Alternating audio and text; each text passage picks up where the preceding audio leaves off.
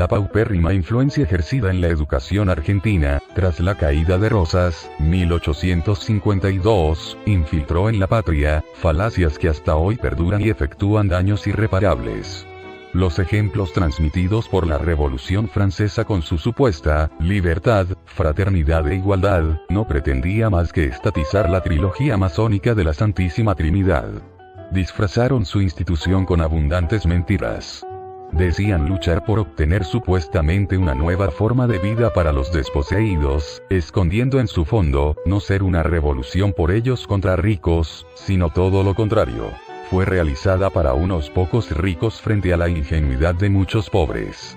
El padre Sáenz, conocedor auténtico de su aplicación y resultado, además de entenderlo un producto judaico-masónico, expone su contenido en una conferencia de 13 magistrales capítulos, los cuales por su extensión transmitiremos uno diariamente.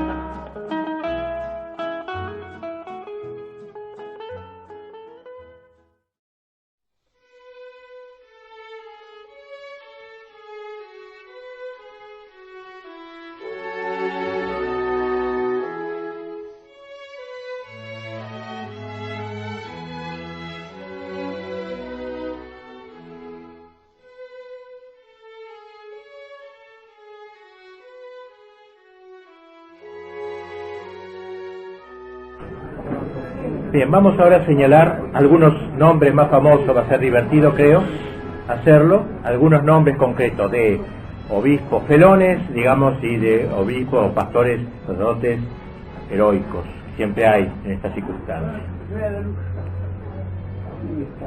Primero, los obispos felones, por ejemplo, Etienne Loménie de Brienne, el primero y uno de los principales organizadores de esta iglesia estatizada. En 1770 había entrado en la Academia Francesa, fruto de una conjuración del Partido Filosófico. Recuerdan que trató de ubicar a su gente en las academias. Su elevación al episcopado se la debió al primer ministro, el impío Choiseul, aquel que había logrado que el rey de Francia, Luis XV, expulsase a la Compañía de Jesús. Recuerdan que lo vimos como un prolegómeno de la Revolución Cultural. Arzobispo de Sens primero, fue luego hecho arzobispo de Toulouse. En 1770 así escribía Voltaire a D'Alembert: se dice que usted nos ha dado por colega al señor arzobispo de Toulouse, que pasa por una bestia al estilo suyo, muy bien disciplinado por usted. Supongo que bestia en un sentido elogioso, un animal, como no sé cómo decir, un bárbaro, ¿no? En un elogio, me parece. 15 días después le responde D'Alembert: el último lunes hemos elegido al señor arzobispo de Toulouse. Directamente ellos no eligen, o sea, lo han promovido para que lo eligieran, y agrega: como creo esta adquisición una de las mejores que hubiésemos podido hacer en las presentes circunstancias.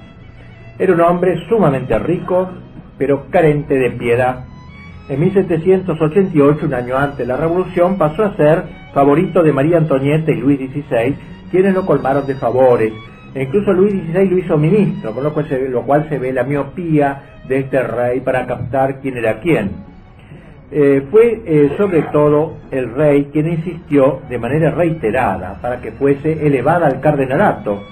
Al Papa Pío VI no le gustaba nada, le producía, dice él, repugnancia personal verlo. Lo declararía esto el Papa 2 años después, en 1791. Sin embargo, le concedió el capelo a pedido del rey.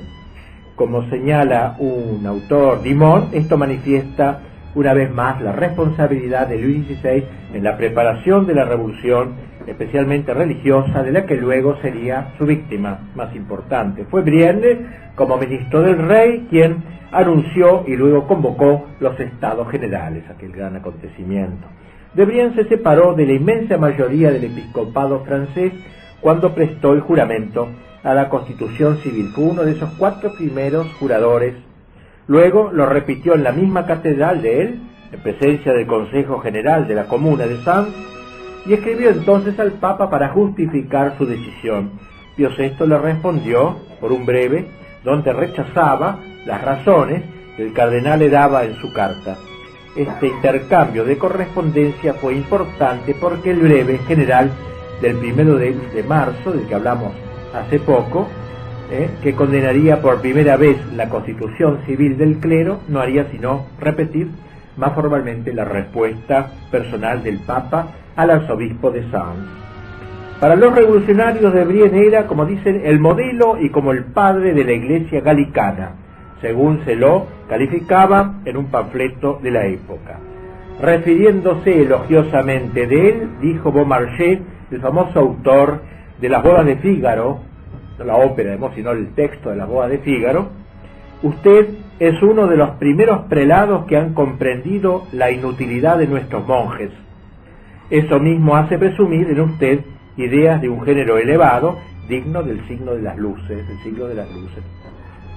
Eso mismo, comenta Dimon, es decir, el odio de toda vida de oración, de toda vida contemplativa, es lo que lo promovió, vamos a decir. De hecho, hará cerrar 400 casas religiosas y reprimir congregaciones enteras, suprimir congregaciones enteras. También Beaumarchais felicitó al cardenal por haber prestado el juramento de la Constitución ya en enero de 1791. Es cierto que luego, como dijimos, se rehusó a consagrar obispos constitucionales, pero poco después murió. Cuando el Papa aceptó su dimisión del Sacro Colegio, había renunciado él, tras pronunciar duros juicios sobre el antiguo cardenal, tratándolo de perjuro y de apóstata, declaró el Papa: hemos ignorado, y ciertamente todo el mundo ignoraba con nosotros, que la revolución ejecutada por la Asamblea Nacional había sido proyectada, decidida bajo su ministerio y preparada por él mismo. Y le da una enorme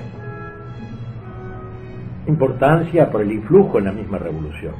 El propio Brienne, en 1790, ante la municipalidad revolucionaria de Sens, a propósito de su bienio como primer ministro del rey, declaró: un día se conocerá lo que yo quise y lo que pude hacer, mis proyectos y mis intenciones, pero creo deber aún guardar silencio. Y aquí pues una primera figura de un obispo felón, podríamos llamarlo así. Nombremos ahora otro personaje de importancia, el obispo Henri Gregoire, de quien hemos hablado. Habiendo sido el primer secretario de la Asamblea Nacional en 1789, fue considerado como el padre de la Iglesia Constitucional. El padre Poradovsky, un chileno muy estudioso que ha escrito libros sobre la Revolución, recuerda que anteriormente había sido conocido como ferviente defensor de los judíos en Francia. Sobre ello escribió 2 libros. Es muy posible que haya influido en Luis XVI para mejorar la situación jurídica de los judíos antes de la Revolución. Pero la completa autonomía de los judíos en Francia la introdujo la Revolución en nombre de la igualdad. Fue Talleyrand quien obtuvo de la Asamblea su equiparación jurídica con la autorización de mantener una doble nacionalidad. Gregoire, entonces, es este personaje tan importante que ahora nos ocupa. Fue promovido a la dignidad episcopal con ocasión de la estatización de la Iglesia en Francia, llegando a ser su cabeza, siendo obispo de Blois, con residencia en Loire. Vivía en París, dejando a cargo de su diócesis un vicario general, es decir, no cumplía la estadía en París. En París participó en los trabajos del taller de la logia masónica 9 Hermanas, creo que se llama así por las 9 musas, la vuelta al paganismo, etcétera. Bueno, en 1792 dirigiría personalmente el asalto armado al Palacio de las Tullerías, de que hablaremos luego, tomando preso a Luis XVI y poniendo término a la monarquía católica. Entre sus colaboradores eligió a gente como él, de muy poca reputación. Uno de ellos, el ex capuchino Chabot, apóstata capuchino, crapuloso personaje de la Revolución, extorsionador de empresas comerciales y bancarias, quien tras dejar el sacerdocio se casó con la hija de un gran banquero. Ese fue el que nombró él como auxiliar, como vicario en su lugar. Otro, un ex senatoriano, Rochard, jacobino, también terrorista. En fin, o sea, ¿qué tal es este personaje Gregoire? Otro, Claudio Maurice de Talleyrand. Hemos hablado ya de manera abundante. Agreguemos algunos datos de su vida. Nació en París en 1754 de una familia noble y a pesar de ser hijo primogénito se lo dedicó a la carrera eclesiástica a causa de un accidente que lo dejó cojo. Renco siempre fue. Y entró así en el seminario de Saint-Sulpice. En 1789 fue nombrado obispo de Autun. Al año siguiente entró a la Asamblea Nacional, siendo elegido en 1790 presidente de la Asamblea Constituyente. Fue uno de los primeros obispos que prestaron juramento a la Constitución Civil del Clero, recomendando también a los sacerdotes de su diócesis que hicieran otro tanto. Excomulgado por el Papa Pío VI, renunció al obispado de Autun. Fue luego miembro del directorio del departamento de París, donde tomó parte destacada en discusiones financieras, especialidad en que llegó a tener gran competencia. En 1792 fue enviado a Inglaterra por una gestión diplomática, pero acusado, sin mucho fundamento, de favorecer la causa monárquica, hubo de emigrar a los Estados Unidos, donde se dedicó a la industria. Se ve que le gustaba la plata y juntó una gran fortuna, eso allí. En 1795, pasando más adelante, siguiendo su vida más allá del año que nos ocupa, terminado el régimen de terror, de que hablaremos luego, retornó a Francia. Después del golpe de Estado de 1797 se adhirió a Napoleón, por eso estuvo en todas, un borocotó, pero anticipado, el cual le encargó la carrera la cartera de exterior, de las relaciones exteriores. Napoleón lo nombró para eso. Desde entonces fue su hábil consejero, sobre todo en negociaciones de paz. Tuvo luego parte importante en el concordato entre la Santa Sede y Napoleón, y en gratificación de lo cual el Papa Pío VII, ya no más el Pío VI de antes, lo dispensó de los votos eclesiásticos y concedió validez canónica a su matrimonio con la señora Grant. Se había casado, ya él lo había logrado. Napoleón lo siguió honrando, pero luego, habiéndose mostrado contrario a la guerra de conquista que emprendía el emperador, cayó en desgracia y perdió su puesto de ministro. Tras la entrada de los aliados vencedores en Francia, vencedores de Napoleón, apoyó la restauración de los Borbones, porque tenía que estar con todo. Y al subir Luis XVIII al trono fue nombrado ministro de Relaciones Exteriores, se ve que era su cartera, cosechando sus más brillantes éxitos diplomáticos en el Congreso de Viena, que fue el que reunió a las potencias vencedoras de Napoleón. También en la segunda restauración le encargaron de nuevo de la cartera del exterior. Murió en 1838. Entre los sacerdotes, felones y apóstatas podemos recordar al padre Emmanuel Sieyes, quien tomó parte relevante en los prolegómenos de la Revolución y fue activo en su ulterior desarrollo. Siendo aún muy joven, entró en el seminario de Saint-Sulpice, que era el más conocido de aquel tiempo, en París. Tuvo allí algunas dificultades, quizás por ser desde seminarista un lector encubierto pero entusiasta de Voltaire y de Rousseau, que no eran lecturas las más propias para un seminarista, y como sus superiores se opusieron a que se ordenase de sacerdote, pasó a otro seminario donde lo ordenaron en 1772. Nombrado vicario general del obispado de Chartres, comenzó a ser conocido por varias publicaciones sobre temas políticos.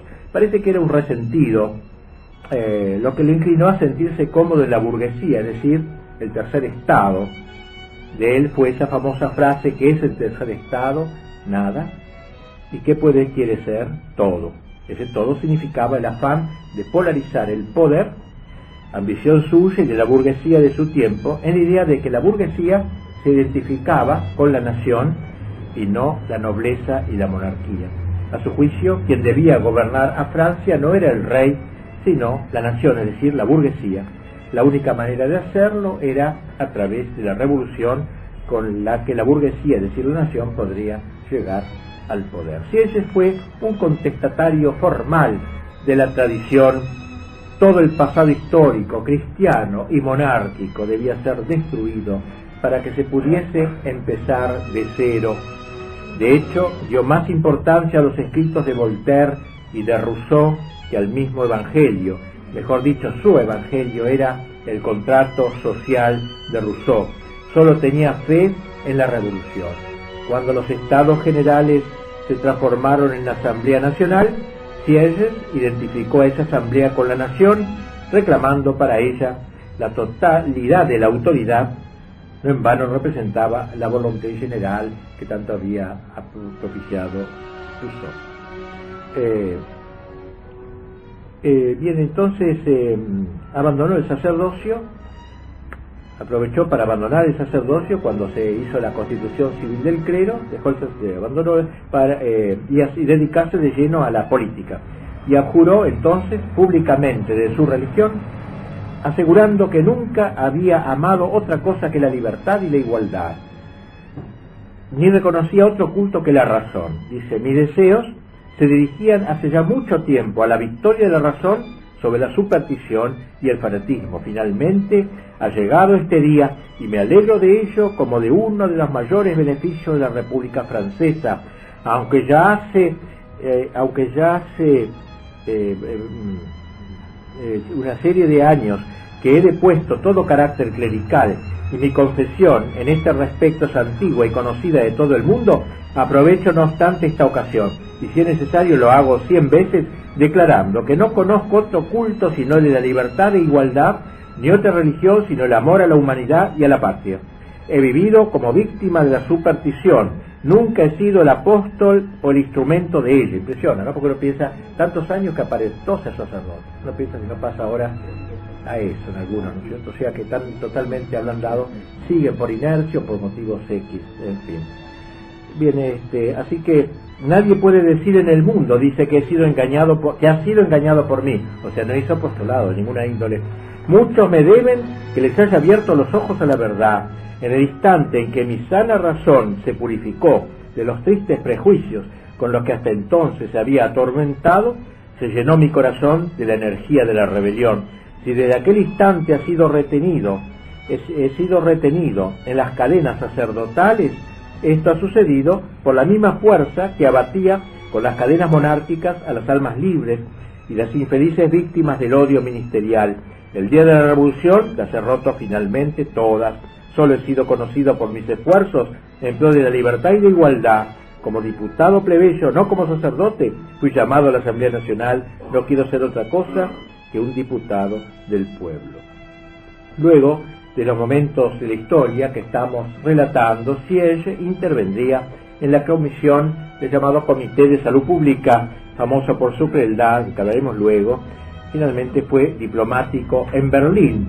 Al ver cómo la revolución no llevaba sino al desastre, buscó algún militar que pudiera salvar a su patria. Y así se arrimó a Napoleón, siendo uno de los 3 cónsules.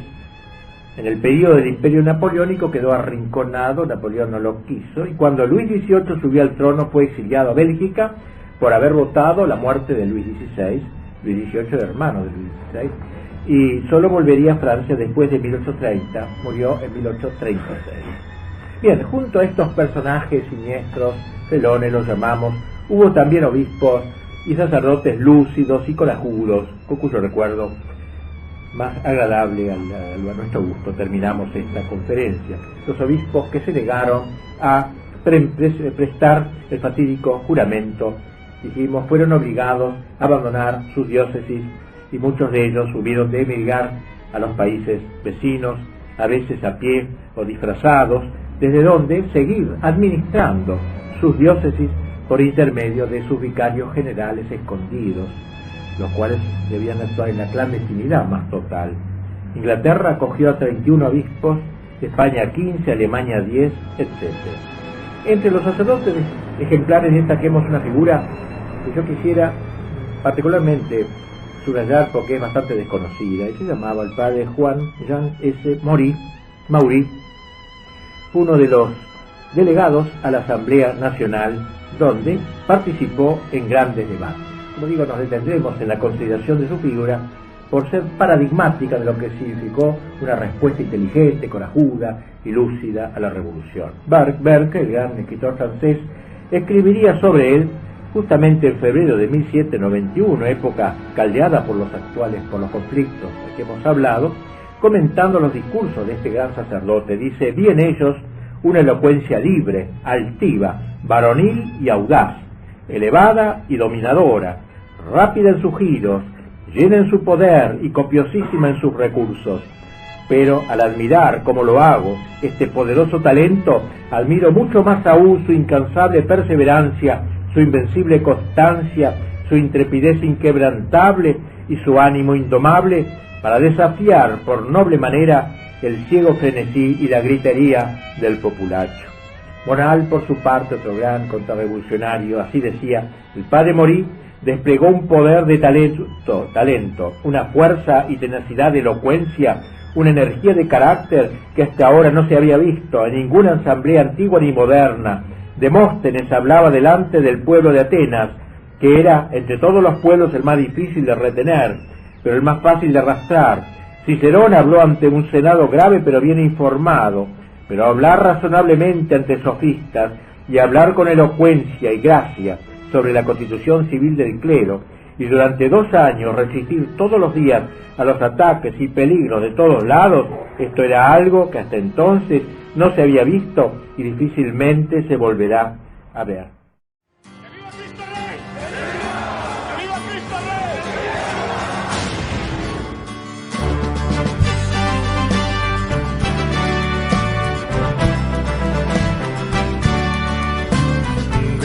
De guerra se escucha en la paz de la tierra y en todo lugar.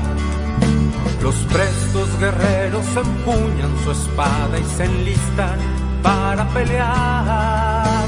Para eso han sido entrenados, defenderán la verdad. El objetivo que diera origen a la puesta en marcha de este blog radio, que llamamos Quijote Siglo XXI, es intentar restaurar la patria, sobre los mismos cimientos que señalaron sus padres fundadores. La religión católica, apostólica y romana y el orden natural, disponiendo con todos sus componentes defenderla por siempre. Así, con esos pilares elementales y necesarios, pretendemos un funcionamiento ideal. Practicando a su vez la filosofía clásica, ejecutando una política auténticamente nacional, con profundo amor fraternal, intentaremos la integración y colaboración de todos sus medios, formalizaremos la unidad de esos principios, con fe, esperanza y caridad para lograr la asistencia de Cristo, Rey de las Naciones. A quien rogamos nos dé la fuerza y voluntad de saber oponernos a todo quien atente contra ello. Por desigual que resulte enfrentar este conglomerado de apátridas, cómplices al modernismo ateo, socialismo, progresismo marxista, o como les guste llamarse, pero agregados siempre, a prestarse a la entrega de nuestro suelo al maléfico nuevo orden mundial. Invitamos por eso a todo compatriota de buena fe, valientes amigos, y contactos que nos brinda Internet, integren un frente de lucha, del lugar y posición que deseen, pero distante de la inútil y servil partidocracia, variante vergonzosa, que comúnmente proponen desde hace años y obedecen muchos como lacayos, acabando como responsables de todos robos y entregas consumados contra la nación. No conocemos mayor alegría, no existe más honroso afán que con mis hermanos estar en la línea y juntos la vida entregar a él que merece la gloria y nos reclutó por amor.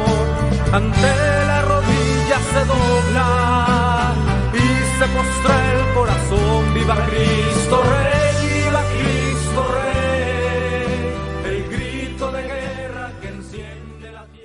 Pío VI lo hizo obispo y luego cardenal. Un autor llama a Morí el más intrépido defensor del altar y del trono, que se batía diariamente con Mirabeau y con Bernard, y cada día resistía el clamoreo amenazador de las galerías, de las barras, que en la calle había de esperar siempre insultos y puñales, y había de estar persuadido de que los principios que defendía sucumbirían al número. Cada día era rechazado y cada día volvía a estar en armas, como de refresco, sin que la certeza de que sería vencido en la votación o el peligro de ser apedreado, sin que la gritería e insultos de una plebe desenfrenada lo conmoviese un milímetro, jamás a fatigarse. Sonreía ante sus amenazas, contestaba con un chiste gracioso o acerado, y luego se dirigía de nuevo contra sus adversarios con una inquebrantable sangre fría, el orden en sus discursos improvisados, que por lo general duraban horas, la consecuencia de sus ideas, la claridad de sus juicios, la variedad de su lenguaje armónico y siempre vivo, sin tropiezo, hacía casi imposible suponer que su discurso no hubiera sido meditado y estudiado muy de antemano. Solo el fuego y el ardor de la lucha oratoria nos podían hacer elocuentes, dijo él. Raras veces se oyó un tal orador. La firmeza de su ánimo descansaba en su desprecio de la muerte y el completo sacrificio de la vida. Se le había ofrecido su vida y ahora ya no tenía temor a nadie. Cuando Morí se despidió de Bonald, le dijo con cierta tristeza y melancolía: amigo mío, he hecho lo que he podido en la defensa de la buena causa, he agotado mis fuerzas, no para tener éxito en una asamblea donde me escuchaban sin provecho, sino para esparcir las profundas ideas de la justicia y la verdad en los espíritus de la nación y en toda Europa. Con corazón desangrado me despido ahora de mi patria y de mis amigos, pero abrigo la firme esperanza de que la fuerza de la revolución será quebrantada. Como ha afirmado el historiador Weiss, alemán Weiss, muchos de los reproches de Morí contra los manejos de la asamblea cautivan todavía hoy. Así su observación, por ejemplo, sobre el juramento que habían de prestar los sacerdotes para la constitución civil del clero, que así comenta: observen ustedes que los juramentos parecen multiplicarse entre nosotros en la medida en que se extingue el espíritu de religión. El juramento parece unir a la religión, y justo cuando renuncian a la religión, pero en el fondo hay otra religión, una antirreligión. Y ahí sigue, que nunca se habla tanto de fanatismo que cuando se ha dejado de tener fe, ni de despotismo cuando falta autoridad. Es una buena observación. En realidad parece que se quiere hacer una mera ceremonia del acto religioso del juramento, que es el más firme vínculo de la sociedad humana. En cierta ocasión estaba hablando y sus oyentes cuchicheaban, porque no le interesaba lo que decía. Él siguió adelante sin trepidar.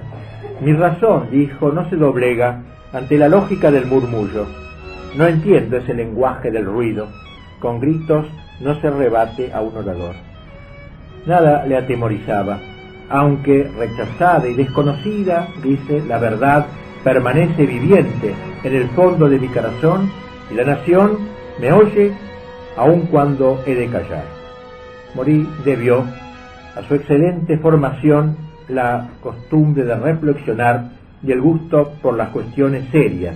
Estaba familiarizado con los pensadores grandes de Grecia y de Roma, conocía la historia de la antigüedad y la época moderna, la literatura francesa y extranjeras, entendía las legislaciones de Europa, el derecho político, y aunque no era un gran teólogo, su saber religioso y eclesiástico era suficiente para rebatir ampliamente la grosera ignorancia y vulgar astucia de sus enemigos. Parecía como nacido para esta circunstancia, para defender el catolicismo y la monarquía, escribe Weiss.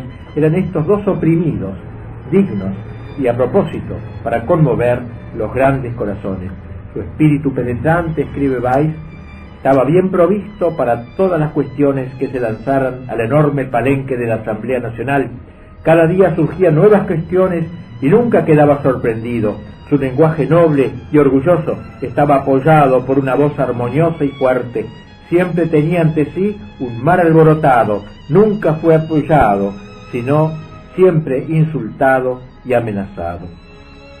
Bien, luego de haber considerado algunas figuras sacerdotales negativas y positivas, volvamos para terminar al desarrollo del proceso revolucionario que seguía su curso. Los nuevos obispos recién nombrados debían ser, entre comillas, patriotas, se decía, filosóficos y antirromanos. Así se fue constituyendo la Iglesia constitucional, paralela a la que se obstinaba en permanecer fiel a la Iglesia.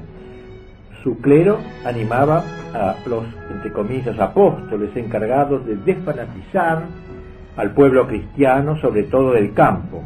En París, el obispo constitucional Gobel, consagrado por Gregoire, presidía en persona el club de jacobinos de la ciudad. Cuando dejó su función episcopal y renunció al sacerdocio, acabando en la guillotina por conflictos intrajacobinos, sería reemplazado como arzobispo de París por Royer, otro jacobino. También fue juramentado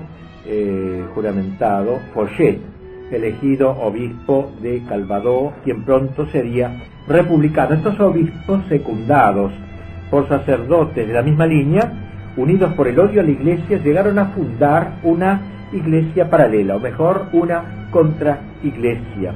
Su principal enemigo era la cristiandad refractaria que se resistía a la iglesia nueva, adherida a la revolución. Y así el cura constitucional de Saint-Edouard denunció, por ejemplo, a una pobre empleada de granja de 25 años por el crimen de fanatismo, siendo condenada por ello a la guillotina. Incluso algunos sacerdotes se convirtieron en esbirros para dar la caza a sacerdotes fieles, llegando incluso a igualar el celo de los comisarios políticos. Torné, obispo de Bourges, quien confesó deber supuesto al clan del jacobinismo local, consideraba a las religiosas víctimas del fanatismo de los sacerdotes refractarios. Dispersémoslas, decía, para su propia felicidad, asociémoslas a pesar de ellas a la felicidad de la revolución.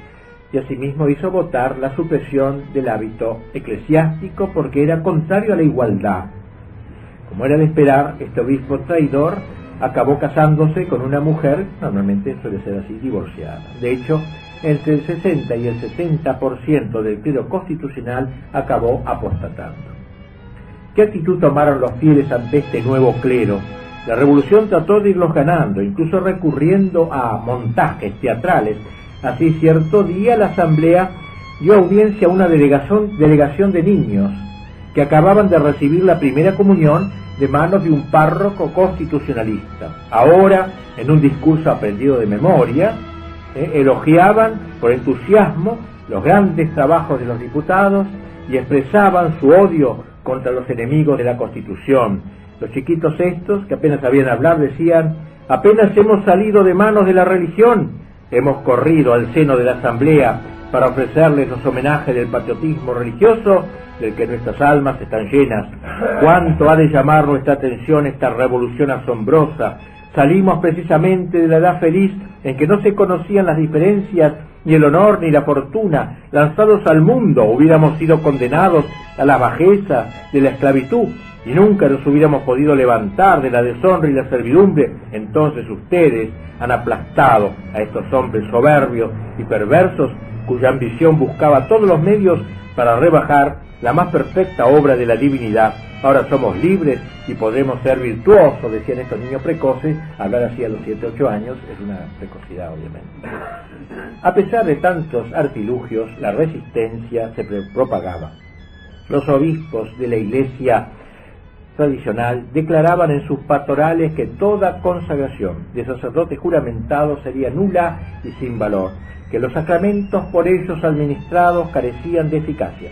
Se les decía que era mejor abstenerse de todos los sacramentos que recibirlos de mano de los intrusos, que era preferible faltar a misa los días de fiesta que asistir a la de los obispos o párrocos intrusos.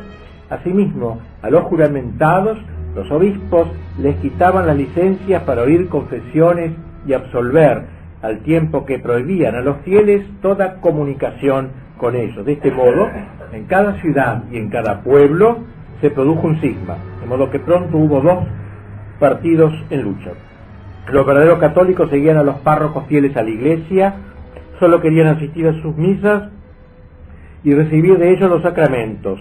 Únicamente tenían por legítimos los matrimonios que ellos bendecían, mientras que los celebrados por los clérigos juramentados les parecían un concubinato. Los partidarios del párroco oficial no lo seguían por motivos religiosos, sino por su adhesión a la causa de la revolución. Eran por lo regular clubistas, librepensadores y escépticos.